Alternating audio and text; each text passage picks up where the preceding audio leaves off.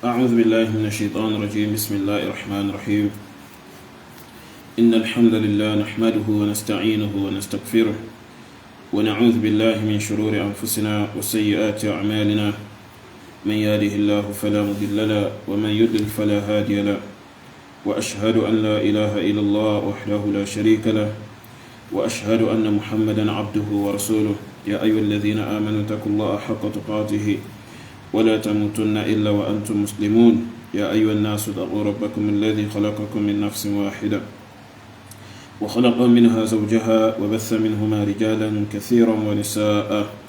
واتقوا الله الذي تساءلون به والأرحام إن الله كان عليكم رقيبا. يا أيها الذين آمنوا اتقوا الله وقولوا قولا سديدا يصلح لكم أعمالكم ويغفر لكم ذنوبكم، ومن يطع الله ورسوله فقد فاز فوزا عظيما. أما بعد، فإن أصدق الحديث كلام الله، وخير الهدي هدي محمد صلى الله عليه وآله وسلم، وشر الأمور محدثاتها، وكل محدثة بدعة،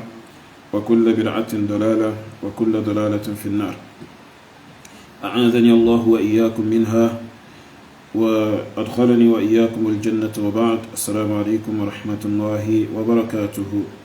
أدقفوا الله سبحانه وتعالى أترى إكاتك فوج شان الله محمد صلى الله عليه وآله وسلم. إكالو مباكي ومبا ورأي جدا الله سبحانه وتعالى تيوني تا تيوني بارك ومبا كما ودولوري نكا كما با مرالي àwọn sàhábà rẹ̀ àti gbogbo ẹni tí ó bá tẹ̀lé ojú ọ̀nà wọn títí di ọjọ́ tí ẹnìkọ̀ọ̀kan wa tá ó pàdé Allah subhanahu wa ta'ala. àwa tọrọ lọ́wọ́ Allah bá dẹ́dà wípé kí ó dákun nínú àánú ẹ̀ kó jọ nínú àforíjìn rẹ̀ kó má ṣàbùn ẹnìkọ̀ọ̀kan wa ń bẹ̀, gẹ́gẹ́ bá ṣe ń tọrọ lọ́wọ́ ẹ̀ wípé kó jẹ́ ká parí ìṣẹ́mi wa lórí Islam àti sunna annabi sallallahu alaihi wa alihi wa sallam. àwọn kira pẹ̀lú assalamu alaikum wa rahmatullahi wa barakatuhu.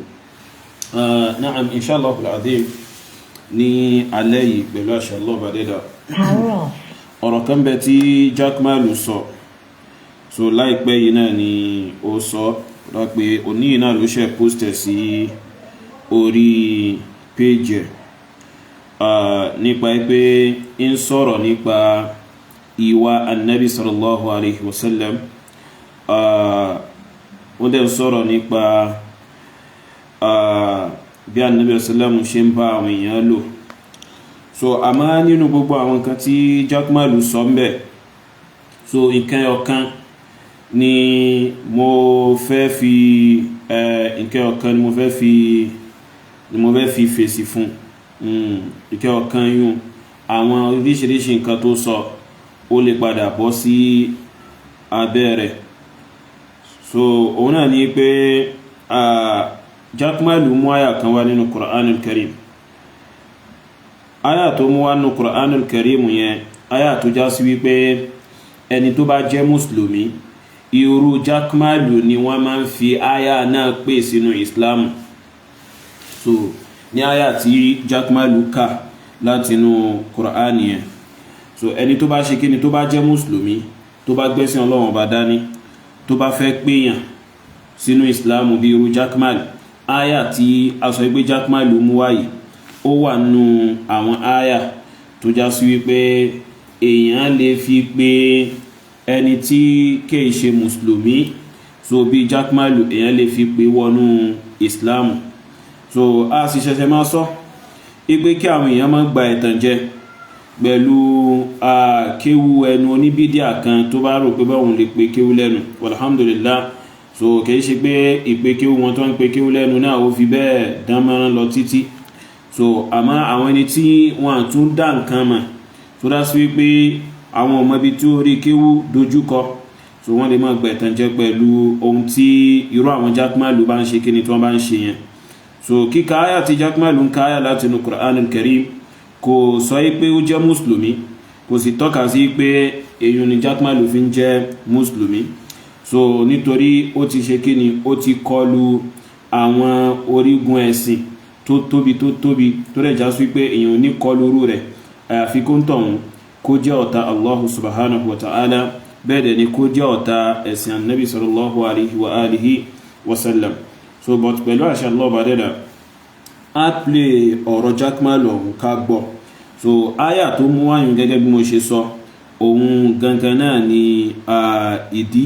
pàtàkì tí a fi fèsì fún Jakmal so lórí àwọn ọ̀rọ̀ tí ó sọ yẹn. So nítorí aya ọ̀hún ó bá wí púpọ̀ ó sì pè sínú Islam lọ́pọ̀lọpọ̀ kí Allah bẹ̀rẹ̀ dà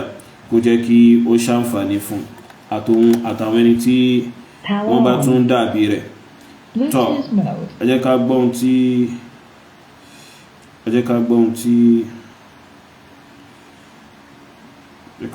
tí yóò sọ.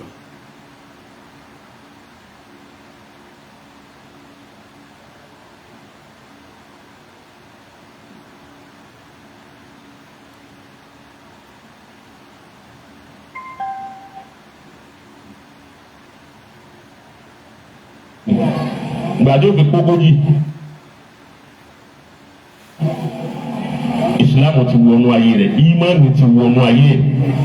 òun lójú orí ju balance gbogbo ara nábì ọlọ́run tọ́lọ́ wọn bá wá gbé dìde before 40 ni ó ti máa palẹ̀ máa wọn kalẹ̀ ata ọbíjáde pé anabiwa Muhammad sallallahu alaihi wasallam gbàdọ́rọ̀ wọn gbé wọn náà dìde láti gbàtà nábì ti wà ní 20 ní ti ń ṣiṣẹ́ nùbúwà rẹ̀ kalẹ̀ gbogbo tí ó fi lọ nùbúwà rẹ̀ anábì ti ń ṣe kalẹ̀ gbàdé ń bẹ ní nǹkan bíi 20 years lòun àtàbákìrì ti jọ wà ọwọ́ máa pẹ̀lú ti ń jẹ́ òótọ́ wọ́n ti máa pẹ̀lú òdodo bọ́sọ́nbí wà sí kan wípé arákùnrin kan òun àtànábì jọ jòkó anábì tajà fún abóhùn lọ tajà fún anábì ọ̀kan ló méjèèjì wọ́n sábà yá ara wọn ọ àtajà fún ọkùnrin wa lóun lè mú wálé ọwọ́ ní yá Muhammad sallallahu alaihi wasallam káfílì ìhùnà dúró dè mí yá yìí anábì wa dúró èmi bọ̀ wá mo fẹ́ lè mú wa ọwọ́ lọ ọjọ́ kejì ìjọ òun kọ̀ wá ọjọ́ kejì ọkùnrin wọ̀ wá ọwọ́ adijọ́ kẹta wa rántí wípé wọ́n yẹ pé mo ní kí Muhammad dúró dè mí sallallahu alaihi wasallam ìwà ń wà nábì lọlé ọwọ́ adélé wọ́n láti jẹ ẹ̀ta wọ́n níbi báyìí lọ́wọ́ àwọn sì ń rán ní pè ńlé olóhùn ń dúró dẹnìkan láti jẹ ẹ̀ta ní ọ̀wọ́ àwọn àbáwọn ní dúró dẹ̀bi táwọn ti jọ ọkùnrin ọba gbéra lọ́ba lọ́bẹ̀ ìgbà tí ó délé ọba nábì bí ó jòkó sí wọ́n dá eré igi tó jòkó igi kan tó ń bẹ́ẹ̀ bẹ́ẹ̀ ọ̀ á kó lérí igi nìkó tó jòkó níbi igi ẹlẹ́ẹ̀kejì torí wípé ńgbà tọkùnrin wọn lọ ibi igi tọkùnrin wọn náwó sí pé jòkó dè mí yà yìí ọ̀wá fẹ́ ó ti yẹ kó chéǹjì bẹ́ẹ̀ ni ọ̀wá fẹ́ kú mbẹ́ ẹ̀ gbọ́ ìgbà táwọn wí yìí ìbáadá ò tí ì dé ìwé torí ẹlòmíì ò béèrè wípé dágùn àtúndénu títí máa parọ́ ọ̀yọ̀ fún wa nù yóò bá wà ní kírun ní ìwé èdè torí kéèdà nẹ́bí sallallahu alaihi wasallam ìwà ní ń ṣe dédé ẹ̀sìn rẹ̀ nígbà náà kẹsàn-án tó dé bá. ọkùnrin wa bí ànábì wípé èéṣe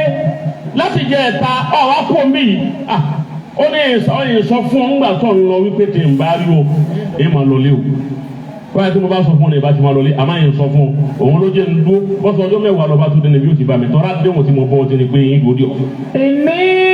wajjahtu wajhiya lillazi fatara as-samawati wal arda hanifan wa ma ana minal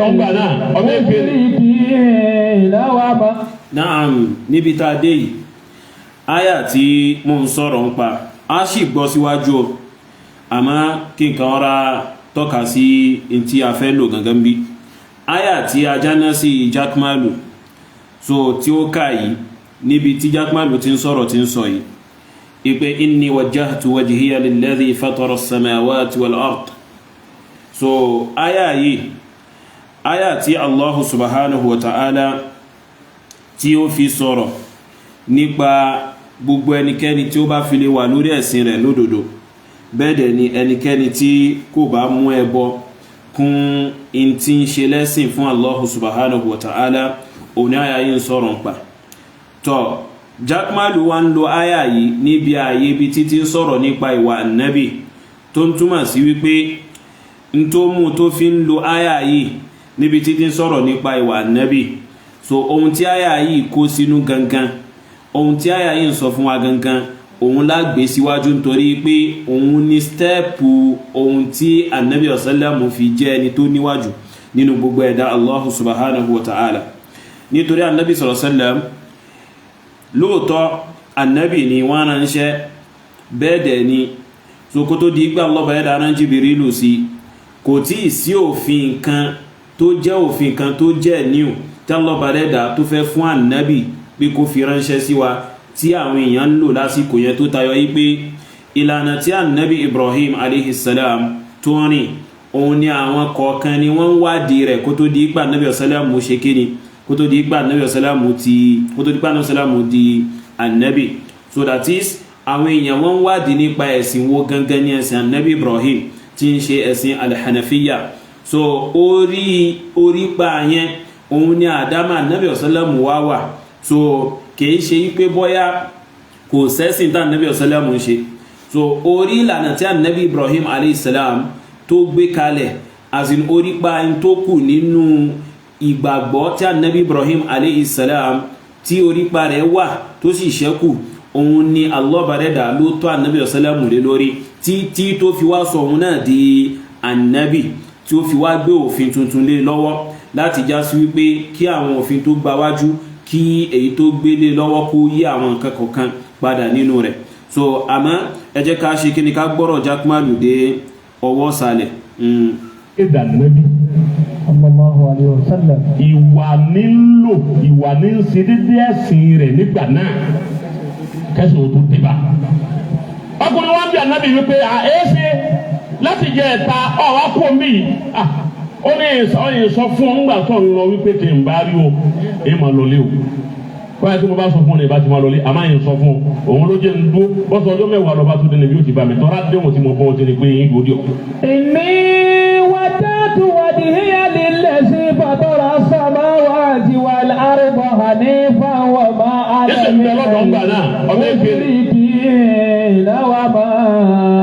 ana minal mushrikin. Arákùnrin yẹn ìjọ tá Ànábì padà dìde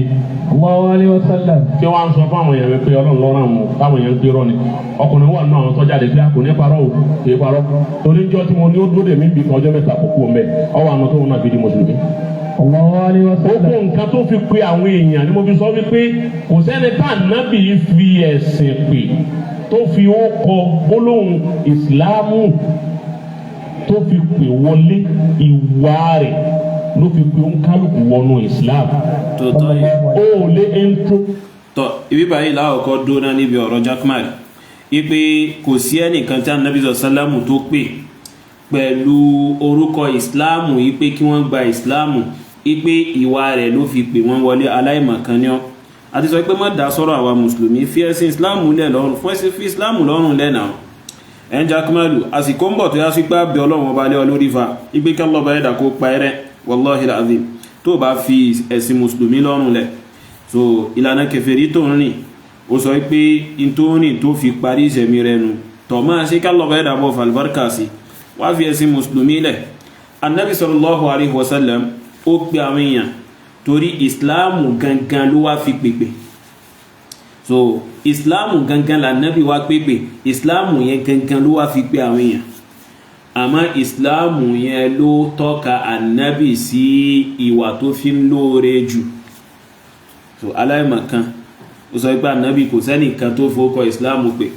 àwọn ará Makka láwọn ará ìdílé Quraysh tí Ànábì sallallahu sọ fún pé qulu la ilaha illallah tuflihu ẹ sọ la ilaha illallah ẹ jèrè ẹ dẹ̀ ní èrè jẹ́. Kí ni Ànábì sallallahu sọ fún wọn? Ṣé ìwà ní sọ fún wọn ni àbí ìsìláàmù tí ìsìláàmù ń jẹ́ gangan òun ní ń pè wọ́n sí? So ẹlẹ́bọ kèfèrí burúkú ìgbàdá sí pé ò ní ìsìláàmù lára òun wá ibi tó fẹ́ sápamọ́ sí, òun wá ibi tó fẹ́ sápamọ́ sí pẹ̀lú gbogbo àwọn kúfúrú àti ẹbọ tó ti ń ṣe, ó sáfẹ́ wá ibi tó fẹ́ forí pamọ́ sí lábẹ́ ìsìláàmù ò sì lè rí.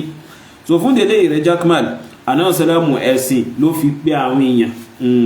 ìsìláàmù ló fi pé àwọn èèyàn nítorí ìwọ̀ ọ̀hún gangan náà ìsìláàmù ló kọ́ wa ní ìwọ̀ ọ̀hún. So abẹ́ ìsìláàmù ní ìwọ̀ ọ̀hún wà. So rò pé Allah bá yẹ́dà kan ṣàdédé sọ fún Ànábì sàlámù wípé innaka la'ala khuluqin azim. Allah bá yẹ́dá ọkàn ṣàṣílẹ̀ sọ fún Ànábì bẹ́ẹ̀ ó ti ní àwọn quality àti criteria tó ti wà lára Ànábì gẹ́gẹ́ bí olùgbàgbọ́ ni Allah bá yẹ́dá fi fún ní credential yẹn.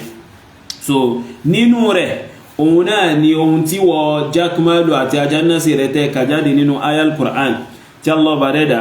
tí ń sọ pé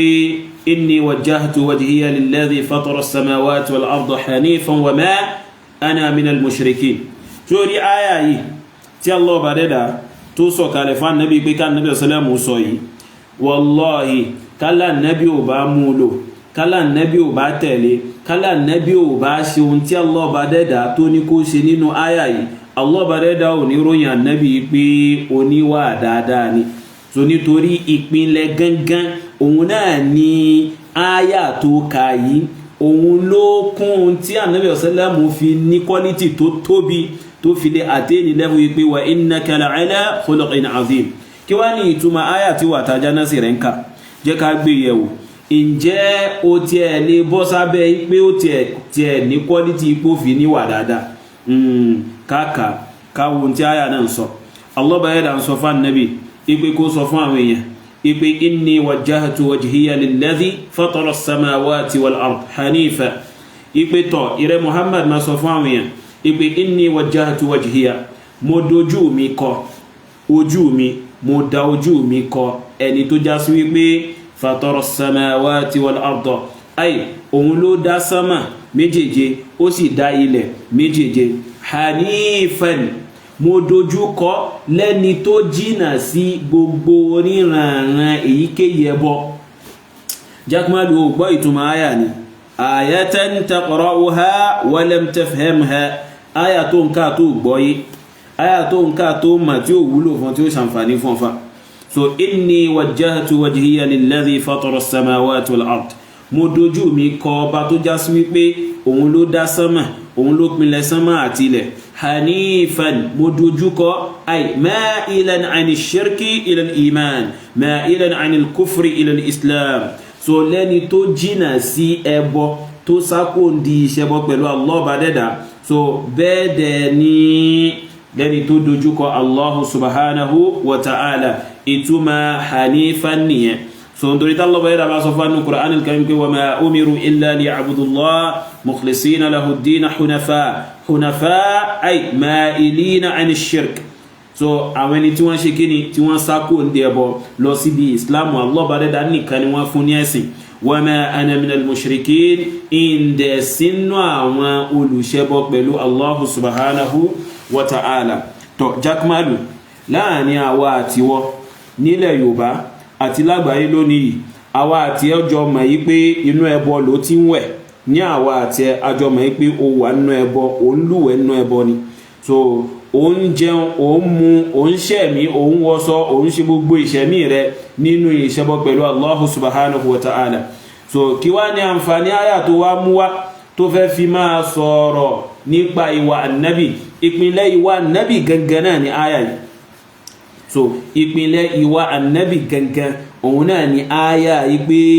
kí Ànábì sallallahu kó sọ pé òun ò jẹ́ kan nínú àwọn ẹlẹ́bọ. Wa anta ahadul mushrikin, ìwọ tó sì ń sọ̀rọ̀ yìí sì rè ìkannú àwọn ẹlẹ́bọ ní ọ, ìkannú àwọn ẹni tí wọ́n mú akẹgbẹ́ kún Allah subhanahu wa ta'ala, òun ni kíni òun ní ẹ́. So Ànábì sallallahu ohun tí ó kọ́kọ́ bẹ̀rẹ̀ sí fi pépè òun náà ni pé káwìyàn kí wọ́n ṣẹ̀sìn Allah bá dẹ́dà, kí wọ́n gbà pé ọ̀kan ṣoṣo òun ni kíni òun ni Allah subhanahu wa ta'ala. Gẹ́gẹ́ bí Allah bá dẹ́dà ṣe sọ fún Ànábì sallallahu nínú Qur'an al-Karim wípé kó máa sọ fún àwọn èèyàn gbogbo tó dá nínú ẹ̀dá ọmọ ènìyàn àtàlùjẹ̀nú, Allah bá dẹ́dà ní kó máa sọ fún wọn ìpè ya ayyuhan nas, ẹ̀yin ọmọ ènìyàn, u'budu rabbakum alladhi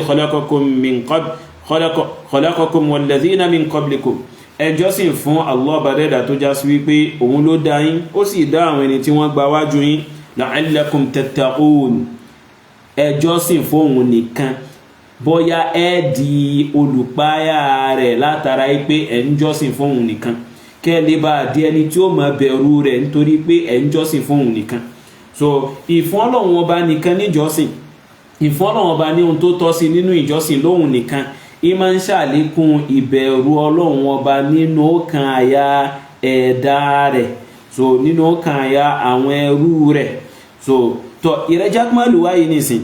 ṣé Allah bá ẹ̀dá nìkan ni wọ́n fún jọ́sìn Allah bá ẹ̀dá nìkan kọ́ ló fún jọ́sìn so o fún àwọn àjẹ́ ní jọ́sìn ẹnu rẹ̀ ló fi sọ tatawakkalu ala shayatin so òun ṣe gíní òun ṣe ogun so hatta òròyìn Ànábì ipò ológun ni so òun sáwọ́kọ́ aljẹ̀nú lórúkọ ipò kọ́ ọlọ́run ọba ní so gbogbo àwọn kalda yushu malda yushu gbogbo àwọn sáfútọ́dù jálé okọ̀ aljẹ̀nú ni asma'ul jinn asma'u khalqillah so gbogbo àwọn okọ̀ yìí okọ̀ àwọn ẹ̀dá tọ́lọ́run ọba dání so kìí ṣe okọ̀ Allah bá dẹ́dà nǹkan mí yàtọ̀ sí Allah bá dẹ́dà ló ń pè tọ́ ìwọ tó ń jọ́sìn fún nǹkan mí yàtọ̀ sí Allah bá dẹ́dà fa kayfa tattaqillah ọ̀nà dà tó fẹ́ fi bẹ̀rù Allah bá dẹ́dà ọ̀nà dà tí ìbẹ̀rù Ọlọ́run bá fẹ́ fi wà nú ọkàn rẹ débi pò wá fi ní ìwà sí àwọn èèyàn so ìrẹ́jákmálù láàrin wa àti ìwọ ganá máa yí pé oníjàmbá ní ọ ní ìwọ jákmálù tó ń sọ̀rọ̀ yìí láàrin àwa àti ìwọ o máa yí pé òun ṣe aburú fún àwọn tó kójọ tó sọ ipá sàlátù ló ń ṣe fún wọn yún àwọn chẹ́ńjì kéékèèké tó ń gbà lọ́wọ́ wọn ta ló ní kó gbà ṣẹ́sìn Ọlọ́run ọba ló rán pé kó máa ṣe léyìn wà nìyẹn so o gbọ́dọ̀ sọ fún wa pé ìwà nìyẹn so gbogbo àwọn eléyìí ó wà nínú ohun tí Ànábì ọ̀sẹ́lẹ̀mù so tí ohun tí Allah bá ẹ̀dá pàṣẹ fún Ànábì ọ̀sẹ́lẹ̀mù pé kó ṣe kíni kó sọ fún àwọn ẹ̀dá rẹ̀ so ìrẹ́jákmàl tọ̀ lórí ọ̀rọ̀ ẹbọ tá ń sọ fún ọ tí Ànábì ọ̀sẹ́lẹ̀mù sọ pé wa ma ana minal mushrikin tọ̀ ìlànà tí Allahu subhanahu wa ta'ala so ìlànà tí Allahu subhanahu wa ta'ala tó pa annabi Ibrahim alayhi salam láṣẹ òun náà ni annabi náà dé láti já sí pé kó wá nínà rẹ̀ so kí ni annabi Ibrahim jẹ́ ma kana Ibrahim yahudiyan wala nasraniya annabi Ibrahim kìí ṣe yahudi kìí ṣe Jew kìí ṣe nasrani bẹ́ẹ̀ ni walakin kana hanifan muslima annabi Ibrahim alayhi salam kana hanifan muslima ó jẹ́ ẹni tó jìnà sí ẹbọ ay ma'ilan ani shirki ó jẹ́ ẹni tó jìnà sí ẹbọ muslima ó dẹ̀ jẹ́ ẹni tó jupájú sẹ́lẹ̀ fún Allah bá dẹ́dà wa ma kana minal mushrikin kò dẹ̀ jẹ́ ìkannú àwọn ẹni tí wọ́n máa ń ṣẹbọ pẹ̀lú Allah subhanahu wa ta'ala àwọn ẹbọ tí wọ́n ń ṣe pẹ̀lú Allah bá dẹ́dà ibùdó fẹ́ fi sí so ok ìwà láwàá wò so a wà fi ẹbọ tó ti àwọn ẹbọ òṣì tó ń ṣe káàkiri tó ń pe àwọn èèyàn sí lórúkọ ìsìláàmù a wà máa wọ́n ràn àbí tábàntẹ̀ ń sọ̀rọ̀ nípa ìwọ̀ ọ̀hún náà ó ní ìwọ̀ ọ̀hún náà ń jákmálù so ó ní ìwọ̀ ọ̀hún kò sí ìwọ̀ ọ̀hún lọ́wọ́ rẹ̀ nítorí ohun tí máa ń tẹ̀ ń tọ́ka èèyàn sí ipe kéèyàn tiẹ̀ ní ìwà lọ́wọ́ kò sí lọ́wọ́ rẹ̀ kò sí kíni kò sí ní ọwọ́ rẹ̀ Allah bá yẹ́ra sọ fún wa nínú Qur'anul Karim ipe wa'budullah ẹjọ́ sí fún Allah bá dẹ́dà nìkan ẹ̀sìn Allah bá dẹ́dà nìkan Allah bá dẹ́dà nìkan òun ni kẹ́ fún níjọ́sìn yín wala tushriku bihi shay'a ẹ̀sìn má ṣe ẹbọ pẹ̀lú ẹ̀ ní èyíkéyìí ọ̀nà ẹ má mú nǹkan kan lórogún pẹ̀lú Allah subhanahu wa ta'ala ní èyíkéyìí ọ̀nà ẹ gbọ́dọ̀ ṣe so Allah subhanahu wa ta'ala ó sọ fún wa bákan náà nínú Qur'anul Karim ipe qul ta'alaw atlu ma harrama rabbukum alaykum ipe rẹ̀ Muhammad sọ fún àwọn èèyàn ipe kún wá ẹ máa bọ̀ wá ìrẹjákmálù ìwọ tó ń sọ ipe Ànábì ọ̀sálàmù kò pé ẹnìkankan pẹ̀lú ìsìláàmù ìwà ló fi pè wọ́n aláìmọ̀kan ọmọ Allah bá yẹ́ra sọ fún Ànábì pé qul ta'alaw sọ fún àwọn ẹlẹ́bọ̀ àwọn kèfèrí ipe ẹ máa bọ̀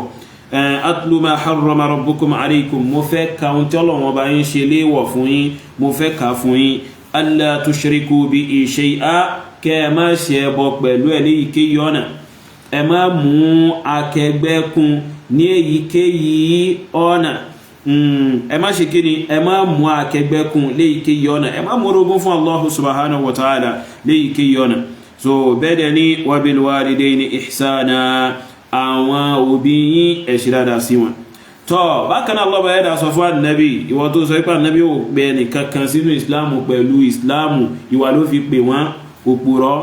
kèfèrí burúkú kí Allah bá yẹ́dà kó tọ́ sọ́nà Allah bá yẹ́dà sọ fún Ànábì pé kul innama harrama rabbi al-fawahisha sọ fún àwọn kèfèrí pé tọ́ Allah bá yẹ́dà ọba tó dá mi ó harrama al-fawahisha ó ṣe àwọn ìwà jàmbá ó ṣe ní èèwọ̀ ma zahara minha wa ma batan èyí tó hàn nínú rẹ̀ àti èyí tó pamọ́ والإثم والبغي بدني أوشي أشياء أوشي ليو أوشي تايو على أوشي ليو بغير الحق لا يسيود ككن وأن تشرك بالله ما لم ينزل به سلطانا ó dẹ̀ ṣe léèwọ̀ kẹ́ mú orogún kún òun ní èyí tí ó sọ ẹ̀rí kankan kalẹ̀ fún yín pé kẹ́ ṣe Allah bá yẹ́dá ò ní kó gbára lẹ́nì kankan ìrẹ́ Jakmalu kò ní kó gbára lájẹ́ ìwọ sì ń gbára lájẹ́ Allah bá yẹ́dá ó sọ pé òun nìkan làwọn olùgbàgbọ́ òdodo máa ń gbára lé òun nìkan ni wọ́n máa ń ṣe kíni wọ́n máa ń fi ọkàn tẹ̀ ìwọ sì ni ó sọ pé òun gbára lájẹ́ tatawakkalu ala shayatin wọ́n sọ pé òun gbára lájẹ́ Allah bá yẹ́dá sì sọ pé òun nìkan làwọn olùgbàgbọ́ òdodo máa ń ṣe kíni ni wọ́n máa ń gbára lé wa ala Allahi fatawakkalu in kuntum mu'minin wa ala Allahi falyatawakkalil mu'minun àwọn olùgbàgbọ́ òdodo Allah bá yẹ́dá ní kó máa ṣe kíni ní kó máa fún ní tawakkulu wọn لأن التوكل عبادة كالصلاة والصيام والزكاة والحج والعمرة وغيرها من العبادات nítorí tawakkulu ìbádà ni gẹ́gẹ́ bí àwọn ìbádà yòókù náà ṣe rí a sì gbọdọ̀ fẹ́ni kankan àyàfi Allah ìwọ sì fún àwọn àjẹ́ ní ìbádà tó lẹ́tọ̀ọ́ sí Allahu subhanahu wa ta'ala so lórí ọ̀rọ̀ ẹbọ náà ni o máa ń tó wọ̀ so àwọn onímọ̀ bọ́ sọ gbogbo pé ànábì ìwà ló fi gbìyàn àwọn náà mọ́ ipò láwọn àìtá ànábì ọ̀sánlẹ́mù tó yá sí pé ìwà rẹ̀ láwọn èèyàn fi ṣe kíni ni wọ́n fi gba ìsìláàmù àmọ́ fún ìwọ á dá ọ padà sí ìpìnlẹ̀ ẹbọ tó ń ṣe ìsìláàmù ó gbọ́dọ̀ tó bá fẹ́ ṣe ìsìláàmù ó gbọ́dọ̀ ṣe bó ṣe yẹ ni má ba ẹ̀sìn jẹ́ fún wa má ṣe kíni má ba ẹ̀sìn jẹ́ fún àwọn muslim fáwọn muslimi fáwọn kíni fáwọn muslimi má bà ẹ̀sìn jẹ́ fún àwọn muslimi tó Allah bá yẹ́ra sọ fún Ànábì sallam ipe kó sọ fún gbogbo ayé pátápátá ipe dhalika wa man yu'azzim hurumatillah fa huwa khayrun lahu inda rabbih eléyìí ó jẹ́ tó já sí wípé ẹnikẹ́ni tó bá fi lè gbé tóbi àwọn tí Allah bá dẹ́dà àwọn àlà Allah subhanahu wa ta'ala fa huwa khayrun lahu olóore fún tọ̀hún inda rabbihi lọ́dọ̀ Allah bá dẹ́dà ọba tó dá wa uhillat lakumul an'am adẹ̀ ṣe àwọn ẹranko a ṣe wọ́n ní ẹ̀tọ́ fún yín illa ma yutla alaykum fajtanibu rijsa minal awthan àyàfi èyí tá bá sọ fún yín pé eléyìí haramu ni eléyìí kìí ṣe tó lẹ́tọ̀ fún yín ẹ ṣe kí ni ẹ jìnà sí bẹ́ẹ̀dẹ̀ ni ẹ jìnà sí ẹ̀gbin nínú àwọn òsà táwọn èèyàn ń sìn yàtọ̀ sí Allahu subhanahu wa ta'ala Jakmalu ṣọ́gbọ́ fajtanibu rijsa ẹ jìnà sí ẹ̀gbin minal awthan nínú àwọn òsà so àwọn àjẹ́ tó sọ pé gbára dé ń sìn òsà ní wọ́n kódà àwọn ẹ̀yà lásàlátù rẹ̀ tó sọ pé àwọn ló ń tọ́ka sí pé àwọn ni àjẹ́ rẹ̀ nǹkan kan bẹ́ẹ̀ tọ̀ òsà ló ń sìn yún kó máa gbọ́ báyìí nìsín Allah bá yẹ́ra sí sọ pé fajtanibu rijsa minal awthan ẹ jìnà sí àwọn ẹ̀gbin nínú àwọn òsà tọ̀ àwọn ọkọ̀ àlùjànnú tó ń pè lórúkọ ipò ọkọ̀ ọlọ́run ọba ní wal iyadhu billah fajtanibu rijsa minal awthan ẹ jìnà sí ẹ̀gbin nínú àwọn òsà gbogbo àwọn kan tó ń ṣe yẹn òsà ló ń sìn fọ́ọ̀mù òsà náà ni òun pókọ àlùjànnú òun sí òsà náà ni àwọn èèyàn lè má rí físíkálì ipò òkè ó gbósà kankalẹ̀ ń forí balẹ̀ fún ipé òun pè nǹkan mí yàtọ̀ sí Allah ọba dẹ́dà lórúkọ ipò kọ ọlọ́run ọba ló ń pè ilhadu ni kúfúrù ni ayal Qur'ani gbé ipé ẹbọ ló ń ṣe walillahil asmaul husna Allah ọba dẹ́dà ó láwọn ọkọ̀ tó rẹwà fad'uhu biha ẹgbẹ́ ọlọ́run ọba pẹ̀lú àwọn ọkọ̀ rẹ̀ tó rẹwà الرحمن الرحيم الملك القدوس السلام المؤمن المهيمن الجبار المتكبر bẹ́ẹ̀ lọ ẹ máa pọ̀ Ọlọ́run Ọba pẹ̀lú àwọn orúkọ rẹ̀ tó rẹwà yìí tẹ́ ẹ mọ̀ ìtumọ̀ rẹ̀ tẹ́ gbàgbọ́ yé rẹ̀ وذروا الذين يلحدون في أسمائه àwọn ẹni tí wọ́n ń ṣe ilhad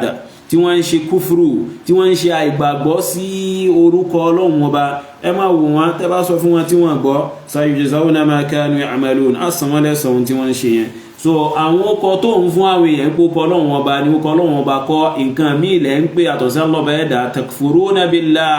wa tulhiduna fi asma'ihi ẹ̀ ń ṣe ẹbọ pẹ̀lú ọlọ́ba ẹ̀dá ní kẹ́ máa pé yá fatalushu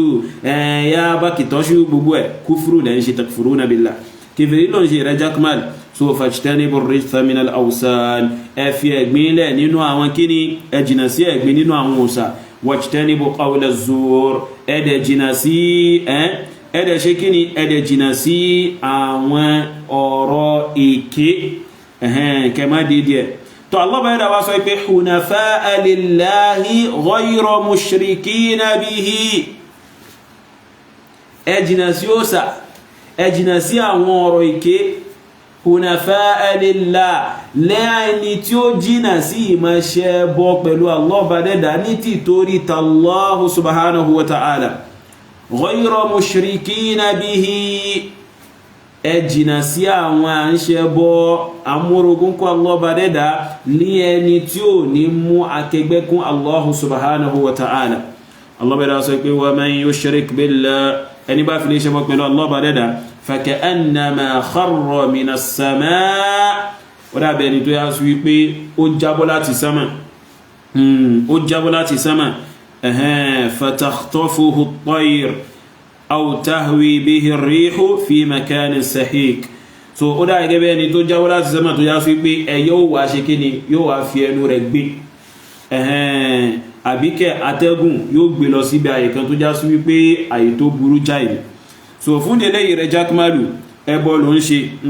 Allah bá ẹ̀dà ó sọ pé n tó ń ṣe irú ohun tó wà lórí rẹ̀ yẹn kúfúrú ló ń ṣe máwùlẹ̀ sápa mọ́sábẹ̀ pé ìwàlà nẹ́bì fi pé àwọn olófẹ́ máa sọ eléyìn fún àwọn alùsùnà àwọn mùsùlùmí fẹ́ máa sọ eléyìn fún ókè káwa máa ó fẹ́ máa ó ń ṣe dáwà fún wa nù ọ wípé kábọ̀ọ̀lù pẹ̀lú pẹ̀lẹ́pẹ̀lẹ́ wàláhì bọ́ọ̀lù pẹ̀lú pẹ̀lẹ́pẹ̀lẹ́ tábà ń bá ogun èèyàn lù pẹ̀lú pẹ̀lẹ́pẹ̀lẹ́ ìwọ̀kọ̀ torí àwa mọ̀ pé èèyàn líle ní ó máa ń fẹ́ sọ̀rọ̀ ní sọ̀rọ̀ pé olè wàláhì a sì lè jù ẹ́ lọ ohun tó kàn wá ń bẹ̀rù ó máa ń fẹ́ sọ̀rọ̀ pẹ̀lú líle ohun líle àwa sì lè jù ọ́ lọ tó bá jẹ́ eléyìí so a lè bọ́ fi ìrẹ̀lẹ̀ sọ̀rọ̀ láyé so tálọ́bà ẹ̀dà tí ó bá tọ́ sọ́nà yóò tọ́ sọ́nà tó bá rí mánà ó rí mánà ó yọ báyìí sin jákmálù má bá wà sọ yí pé ìwàlà nẹ́bì fi pé àwọn èèyàn àmọ́ yí pé ànẹ́bì ló níwájú so ẹni tó bá sì bùkátà sí àmọ́ bá ṣe fún àmọ́ sórí ìwọ yìí pẹ̀lú tó ń ṣe nílẹ̀ Yorùbá wallahi ilẹ̀ Yorùbá lè má gbà wá kan pẹ̀lú tó ń ṣe nílẹ̀ Yorùbá yìí so nítorí àjọ máa múlẹ̀ fúnra wa tààrà ni bó bá ṣe ń sọ báyìí a máa fún ọ padà bó bá ṣe ń wí ó máa gbà padà bó bá ṣe ń sọ báyìí ó máa gbà padà kódà ò ní rọrùn sùn so fún délé yìí lórí àyà tó mú ìwà tajà násì rẹ̀ ipe inni wajjahtu wajhiya lilladhi fatara as-samawati wal arda hanifan wa ma ana minal mushrikin ayatun alayka àyà tó sọ̀rọ̀ against ẹni nítorí àyà tá a fi ń perú rẹ̀ sínú ìsìláàmù ipe tọ́ ẹ̀tẹ́yàn bá máa fẹ́ ṣe ìsìláàmù èèyàn máa ń dojú kà lọ́bàá ẹ̀dá nìkan pẹ̀lú ìjọsìn mọ̀ nífa àyè máa fẹ́ lómi yàtọ̀ sí lọ́bàá ẹ̀dá ní ìjọsìn rẹ̀ fà tẹ́yàn bá ṣerú rẹ̀ ó mà ti di kèfèrí ó ti di ọ̀tá lọ́bàá ẹ̀dá fa so àyà tá a máa fi ń perú rẹ̀ sínú ìsìláàmù so àyà náà èyíkéyìí àyà tá a bá lè fi pe yahudu àbí nasara sínú ìsìláàmù ó lẹ́tọ̀ọ́ kí mùsùlùmí fi pe wọ jákmálù sínú ìsìláàmù yìí pé tọ́ máa bọ̀ wá ìrẹ́ jákmálù قل يا أهل الكتاب تعالوا إلى كلمة سواء بيننا وبينكم ألا نعبد إلا الله ولا نشرك به شيئا ولا يتخذ بعضنا بعضا أربابا من دون الله فإن تولوا فقولوا اشهدوا بأننا مسلمون آية tó ìjà sí wípé ó ní ká fi pé àwọn Yahuda àbí Nasara àbí bẹ́ẹ̀ kọ́ ayatun alayka ayata tún lè lò fún wọ jákmálù kankan láti fi pè ọ́ sínú Islam ayá máa bọ̀ gbogbo àwọn kúfùrù tó ń ṣe yẹn wá fi rinlẹ̀ fún àìbò ló wà ní ẹ̀sìn Ọlọ́run ọba kò sí mbẹ̀ so ká ní àwọn tẹ́jọ ń kóra yín kí tí wọ́n gbádùn yún ká ní wọ́n bá nífẹ̀ẹ́ ìsìláàmù lóòótọ́ ni ó yẹ kí wọ́n pé ọjọ́ kó sáà ní wọ́n ṣe wọ́n sọ pé wọ́n ṣe council of àwọn àfáà kan tí wọ́n kàn kóra wọn jọ bánzá káwọ́ kò sí àǹfààní kankan kò sí wúlò kankan wọ́n kàn kóra wọn jọ ní ìkójọ òfò ìkójọ àánú so ṣe bó yẹ kí wọ́n pè wọ́jà mẹ́lú pé a máa bọ̀ wá ń bí gbogbo àwọn orí bú tó ń sọ yìí ibo ló ti rí so bọ́mọ̀ ní ṣe léyìn ìranù lásán wọn kàn ṣe kálọ̀bà ẹ̀dà kó ṣe kíni kó tọ́ wọn sọ́nà kó yí ìsàlékún ìmọ̀nà tiwa náà jákmálù gbọ́n tálọ̀bà ẹ̀dà sọ fún ọ ní kúl ìrà nẹ́bì máa sọ fún wa a innakum latakfuruna billadhi khalaqal arda fi yawmayn ṣe ẹ̀ ń ṣe kèfèrí pẹ̀lú allọ́bà ẹ̀dà tó yá sí pé òun ló dá ilẹ̀ fún ọjọ́ méjì wa taj'aluna lahu andada ẹ̀dà mú orogún kún Allahu subhanahu wa ta'ala dhalika rabbul alamin ọba tó já sí wípé òun ló dá gbogbo ayé pátápátá تكفر بالله الذي خلقك وخلق الأرض وخلق السماء وأنزل منها ماء فأنبت به من النبات ما تتنعم به so oníṣe kèfèrí pẹ̀lú ọba ẹ̀dà tó yá sí pé ó dálẹ̀ ó dá sánmà ó sọ omi kalẹ̀ láti inú sánmà ó fi fa irúgbìn yọ fún ẹ tó fi ń jẹ gbádùn tó fi ń gbádùn ayé ó wá lérò wípé àjẹ́ burúkú kan ni wọ́n mọ̀ gbára lé so àbí àwọn àjẹ̀nú burúkú kan ló máa pè lórúkọ pé ó kọ Ọlọ́run Ọba ló ń pè ìsìnà ló wà lórí ẹ̀já tó máa lò kálọ́bà ẹ̀dà kó ṣe kíni kó tọ́ ẹ sọ́nà kálọ́bà ẹ̀dà kó ṣe kíni kó sàmìnà rẹ̀ so kó ṣe kíni kó ṣe àmìnà rẹ̀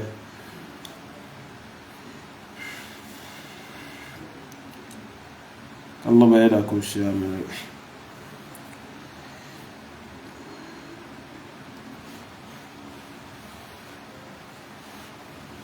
jẹ́kùnmálù ògbọ́n tó lọ́bà ẹ̀dà sọ ni